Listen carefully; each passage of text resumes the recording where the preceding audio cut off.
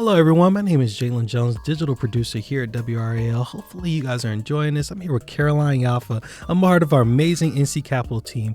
Today, actually tomorrow, is going to be a big election day for the primaries. Tomorrow is going to be March the 3rd.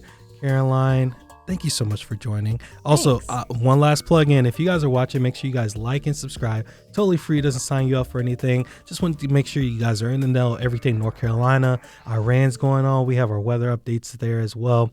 So let's go to, what do people need to know about voting? What are you seeing out there on the streets? So the NC Capitol team, we've been looking at a lot of different trends. So something that I think is really important to notice is that we've been looking a lot at this year, 2026 primary, and 2022 primary, just because in 2024 there was a gubernatorial race and the presidential race, which we see more people showing out for those races.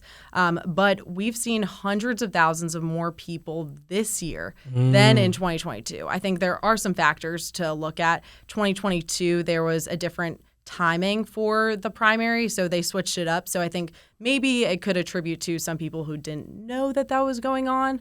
But we've seen record amount of numbers, and there's a lot of big races this term. So I think that's going to be super, super interesting just to keep our eye out, because we've seen a lot more Democrats who voted early, which is normal.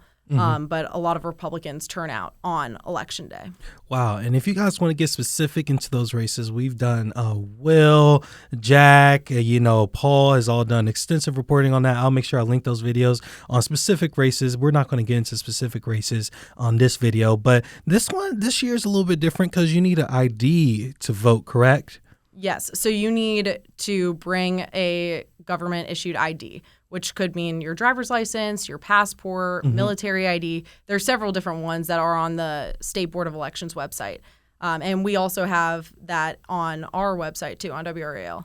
So I think something that's interesting, though, is that if you don't bring your form of identification, like an ID, you can fill out a form at polling locations. Interesting. And so they can tell you, they'll get back to you and say, did your vote count? And you can find that on the Board of Elections website. We all have that all on WRAL.com. And Board of Elections website, NC Board of Elections website, I know we talked a little bit about this off camera.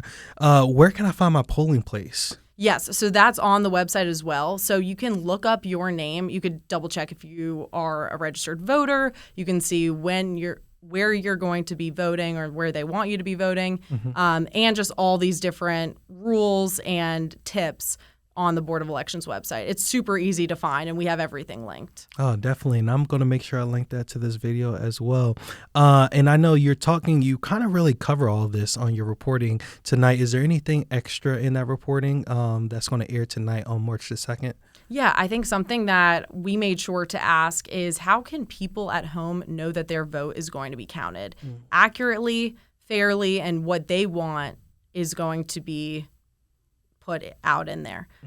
So I think that was something that I asked the State Board of Elections. They said that they're working with counties, they're working as a state board as a whole, with their offices and with people at polling sites, just to make sure that no votes are left if you're a registered voter and you can vote in the Republican or Democrat primary, that your votes are going to be counted. Absolutely, absolutely. Well, I think that's going to cover it all. We kept it tight and tidy for you guys as well.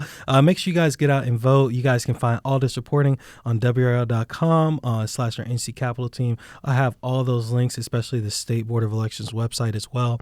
I have that linked on the video as well. Make sure you guys go back to watch our other videos on specific races, get informed, get out and vote, and make sure your guys' voices are heard. Definitely. I agree. Thanks. No problem. Caroline, we talked a little bit off camera. I wanted to interview you as well because you're kind of new to the team. You're not new to Carolinas because you came to us from South Carolina, and we love having you on there. You're an excellent reporter. Tell us a little bit about yourself. Yeah, thanks so much for doing this. So I'm born and raised in New York City.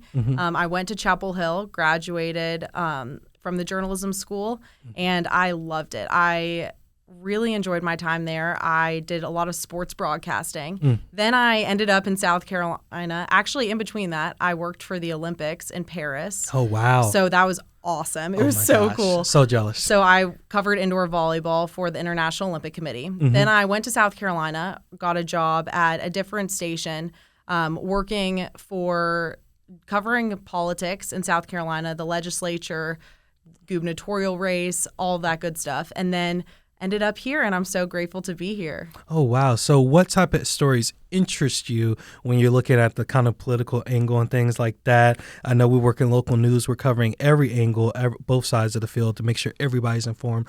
What type of stories interest you a little bit? I think there's a lot of different ones. Crime is super interesting, and how lawmakers are holding everybody accountable. Yes. I think that's super interesting. Crime is huge. Education is big.